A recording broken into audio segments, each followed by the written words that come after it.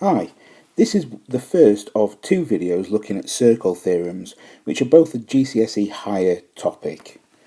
There's quite a few theorems that I want to go through, and the format that I'm going to take in this video is slightly different to what I normally do.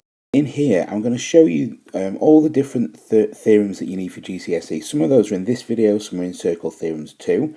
I'm going to give you an example of all the different ones. We're going to look at some exam style questions as well. But on the YouTube channel, I'm also going to put a link to a worksheet where you can have a go at some extra circle theorem questions. There's quite a lot to do there. So in particular, in this video, I'm going to look at angle at the centre, that type of circle theorem, angles subtended at the same arc, radii and tangents. Now, normally I ask you to take revision notes at the end of the videos, but in this I want you to try and have a go at doing it throughout the video. So this might take a little bit longer to go through than a normal one of my revision videos. In the second one, in circle theorems 2, I'm going to look at the alternate segment theorem, cyclic quadrilaterals, and a few more little bits and pieces and some exam questions. Okay, let's make a start. The first theorem that I want to look at is this one here. And now the actual words for it say the angle subtended at the centre of a circle by an arc or a chord is twice the angle subtended at the circumference by the same arc or chord. This word subtended, it just means made from. So it's the proper maths word for it. We don't need to worry about it too much. And actually in an exam, you would be able to just write down that the angle at the centre is twice the angle at the circumference. That's good enough. Okay, let's have a look at a couple of examples here then. We can see on this first circle here that we've got this kind of delta shape. Now you might want to think of it like a Star Trek shape, or you're looking for a delta. What it means is the angle here is double the angle at the top. And sometimes it looks like this delta. Sometimes if you imagine that you take the point at the top here and you were to somehow drag it around the circle coming this way, eventually we're going to cross over like we have over here. And it's still the same. This angle here is still half of the angle at the centre. So don't worry if it doesn't look like this delta shape, this Star Trek kind of shape. Now, imagine that we carry on dragging this all the way around the circle right until we get into this minor segment here. Remember from your circle, just general sort of circle terminology, this big part of the circle here is the major segment. This would be called the minor segment. If we carry on dragging this around until it comes to the minor segment, we can see we've got two examples down here. And again, this is still half of the angle at the centre. Okay, so we don't need to worry that it looks different. It is different, but it's the same theory. Angle at the centre is twice the angle at the circumference. Okay, this time though, it just looks a little bit different. Here we've got this big angle here and here, and similarly on the right hand side. Okay, so the key words that you're thinking about here are angle at the centre being double the angle at the circumference. Okay, here's one, just a very quick one, just to make sure that you know what you're doing. It says find the unknown angles, giving reasons for your answer. So in the first one, I'm hoping that you can see that we've got this Star Trek kind of shape. So we're quite happy to go ahead and say that x is equal to, right, well, its angle at the circumference is half the angle at the centre, so half of 82, so 41 degrees, because angle at circumference is half the angle at the centre. Okay, let's look at the second one, angle y. Right, well, angle y, that's the one at the centre, so that's going to be double the angle at the circumference. So that's going to be 64 degrees. Why? Well, for exactly the same reason. Okay.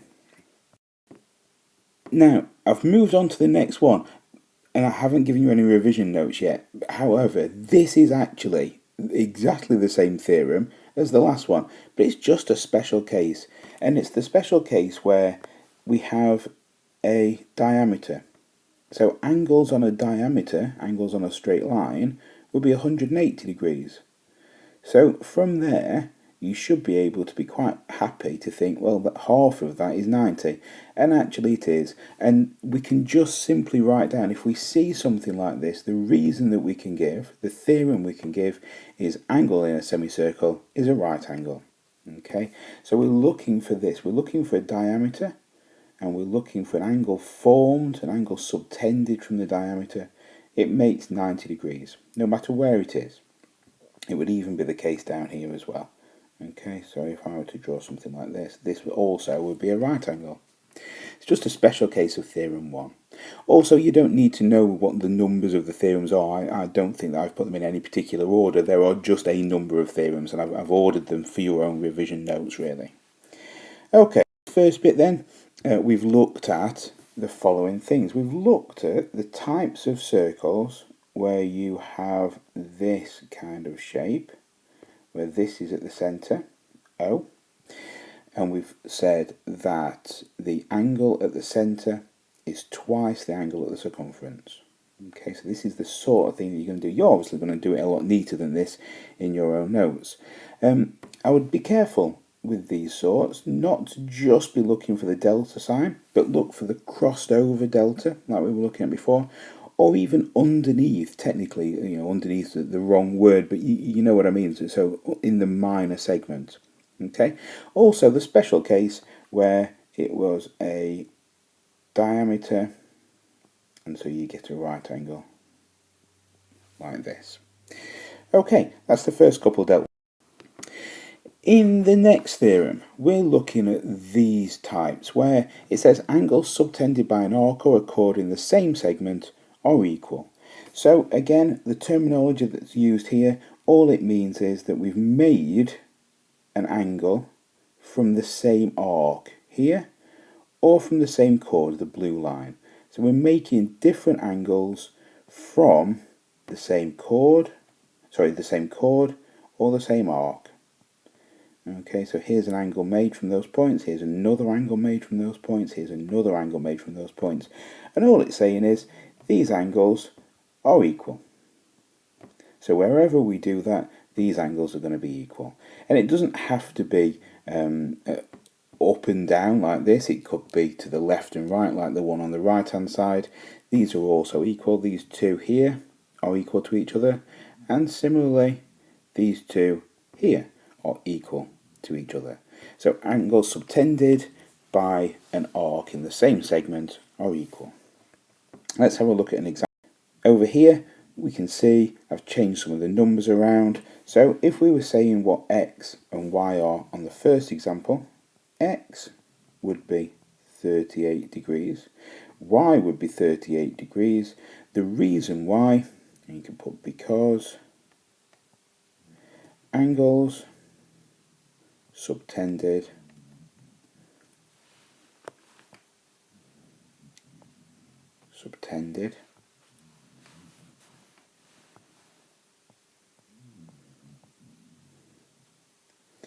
by the same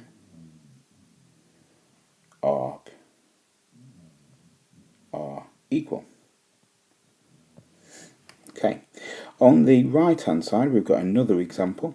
We can see that we've got a 30 here and we've got a 40 over here. X is going to be the same as this one, and y is going to be the same as this one. So over here we can say that x equals 30 degrees and y equals 40 degrees for the same reason as before. Okay, so look out for these sorts of shapes. Get you to make some revision notes at this point. I want you to make some quick notes to say that you're looking for this kind of bow tie shape. These don't have to go through the centre, okay, but you can say that the angle up here, I'm going to cut mine like a red blob, is going to be equal to each other, and at the bottom the two angles are equal as well. Okay, so you're going to get something like this. Now I would also make it quite clear at this point that you could be more than two. So just because I've drawn two angles here subtended from the same arc. It doesn't have to be 2, it could be 3, 4, whatever. They're all going to be equal. Right, going. The last two that I'm going to look at together are all to do with tangents, and again, using your circle terminology, I'm hoping that you're happy with the idea that a tangent is a line that comes and touches the circle at a point. It doesn't actually cross the circle, there's not a gap around here, it just comes and just touches it and carries on, and this is a straight line. It's called a tangent. I've drawn another tangent as well down here. And what we can see from this picture is that a tangent meets a radius here at 90 degrees. Now sometimes it gives you a question that says something along the lines of a tangent here and another line, it might be called AO or something, you have to show that it's a tangent, or you have to show that it's a radius, or you have to show that it's not going through the centre. And this angle fact here, the fact that the radius and the tangent meet at 90 degrees is exactly what you're looking for. Now, I've also drawn these two for another particular reason, and I wanted to show you that this tangent here, I'm going to give these some labels. Let's call this one A, let's call this point here P, and let's call this B. We can see that AP is exactly the same length as BP. These two tangents are the same length. This might be useful as well at some point, particularly when we start thinking about the properties that we've got, because we also know that radiuses are equal. These are equal. We can see that we've made a kite shape here. Okay, so here we've got a kite. This might be useful for us. We know angles in a quadrilateral add up to 360. We know that these two will be 90, and so on and so on. So we might be able to pick out some other angle facts, some other angle facts to do with quadrilaterals or triangles or various other things to help us out with these. Okay, so these are the same length. Another important fact.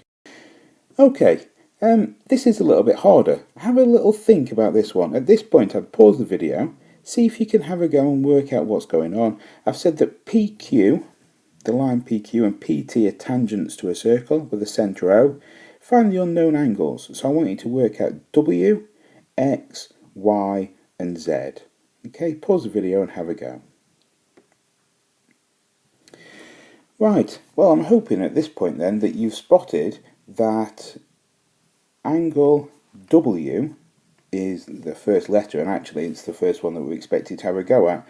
So W, it's quite a nice easy one. It is a right angle. W is 90 degrees, and the reason that you're going to write is that a radius and a tangent meet at 90 degrees.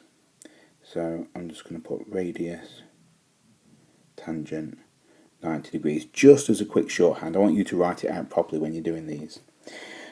Angle X, right, let's have a look at angle X. Well, angle X is the same thing. We've got a radius and a tangent. So X also equals 90 degrees for the same reason. Okay, what else have we got then? Well, we've got angle Y going on here. Right, now what can we do with angle Y?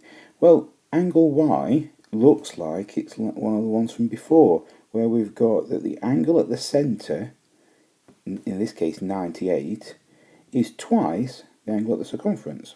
So Y is going to be 49 degrees, and the reason is angle at centre is twice the angle at the circumference. And finally, angle Z. Well, angle Z is one where we can see that we've actually made a quadrilateral here. And we know W and X and this one. So we can do 360 degrees, take away, well, I've got a 90 and a 90 and a 98. So 90 is 180. This is going to be 180, 278. So 278, and that's going to give us an answer of 82 degrees. Okay. Just make a quick note of these in your revision notes. So I want you to draw yourself out a circle with a tangent, maybe another tangent. Show that these two are the same length. Show right angles coming up like this, and show that they cross at the centre. Okay, this is one of the key facts here. Right, I'm not going to do any more in this video. What I want you to do is have a look at the link on the YouTube page. There are some extra questions, but before you have a go at those, I'd make sure that you watch Circle Theorems 2 as well, where I explore a couple more of these circle theorems. Okay, as ever, good luck with your exams. I hope these are being useful. Keep checking out the Twitter feed. I'm going to start using @TuptonMaths to send out the tweets for the revision. So check that out, make sure you follow that, or subscribe to the YouTube channel to make sure that you're getting regular updates. Okay, thanks, bye.